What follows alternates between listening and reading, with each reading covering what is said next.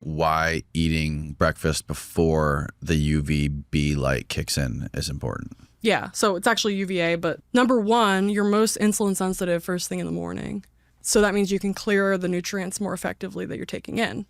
That's particularly true if you're eating in a circadian manner where your dinner's also pretty small, because what that means is then you're basically clearing, there's something called glycogen in the liver, stored glucose in the liver. You need to actually break that down before you get into ketosis.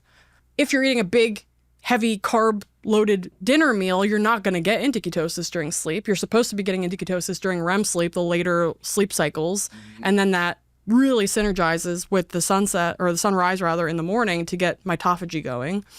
But if you're having that small, lower carb dinner meal, then when you're waking up, first of all, you should be hungry, because if you had a small dinner, you're going to be hungry because you're in ketosis as well.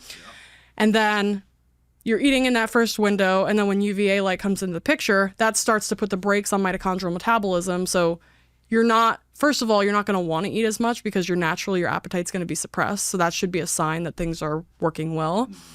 But just at like the physiologic or the cellular level, when the brakes are put on mitochondria, we don't need to make as much energy from the mitochondria. We're going to leverage other things like the water, for example, the exclusion zone water that is this battery that is directly essentially powering metabolism, independent of ATP.